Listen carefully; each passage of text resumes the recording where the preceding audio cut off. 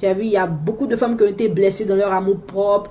Il y a beaucoup de femmes qui ont été blessées émotionnellement, qui se retrouvent avec un enfant, mais souvent 2 enfants, 3 enfants. Elles sont mal. Bon, elles rentrent maintenant dans le mariage. Et très souvent, cette rancune, mais cette aigreur de la vie là se déverse sur les enfants, mais très souvent se déverse sur le mari qui n'a rien à voir avec ça. Lui, il est là, il a aimé la femme, il aime les enfants, il aime la femme, il aime les enfants, il s'ouvre. Mais la femme, à cause de tout son passé qu'elle-même n'a pas pu résoudre d'abord, elle vient déposer tout ça, ça le rend réticent quelque part et c'est pas bon. En gros, c'est ça. C'est ce que je voulais dire. Si j'ai d'autres points à ajouter, je vais les ajouter plus tard dans les différentes vidéos. Mais en gros, c'est ça. Il faut qu'on sache qu'il y a toujours des problèmes dans n'importe quel domaine de la vie.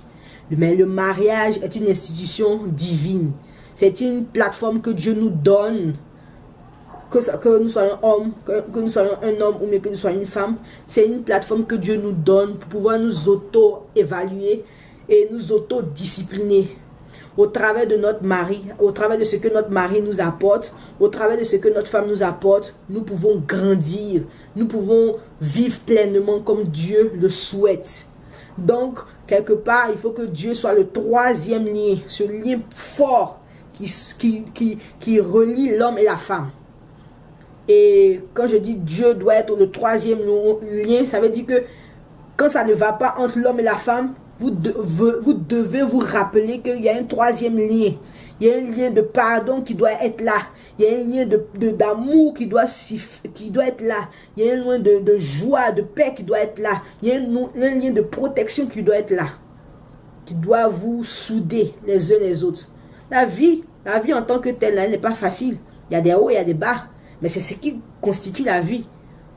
La plupart des grandes leçons que nous apprenons, c'est dans la souffrance. C'est dans la galère, c'est dans les pleurs qu'on apprend. Donc quelque chose qui ne t'a pas tué, ça te rend fort, ça te rend crambagu même. C'est-à-dire que quand tu parles là, tu parles avec conviction. Quand tu parles, on dit, on a passé beaucoup de choses, hein? On a traversé beaucoup de choses. Cette personne, on dirait qu'on peut apprendre beaucoup avec elle. Donc quelque part, il faut la patience. La patience, c'est une qualité divine. La sagesse, c'est une qualité divine. L'intelligence, c'est divin. Le discernement, c'est divin.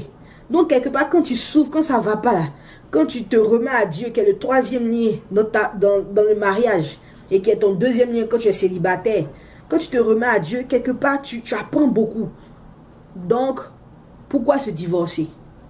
Pourquoi alors opter pour cette option? Pourquoi choisir cette option? Il y a d'autres options. Il y a d'autres options. Donc, si j'ai pu encourager un seul homme marié, ou bien une seule femme mariée, entre 25 et 35 ans, ou bien 40 ans, j'ai gagné. Hein? Parce que c'est ce que je veux faire. Je veux juste, cette année, je me suis dit, je veux juste encourager quelqu'un.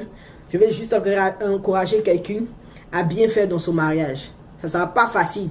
Mais si les autres ont pu faire 40 ans, 45 ans, ça veut dire que nous aussi, on peut faire 2 ans, 3 ans, 4 ans, 5 ans, 6 ans, 7 ans, et puis aller loin. On apprend. On apprend. Donc, c'est tout ce que je voulais dire. Et on se parle plus tard, ok? Merci. Bye.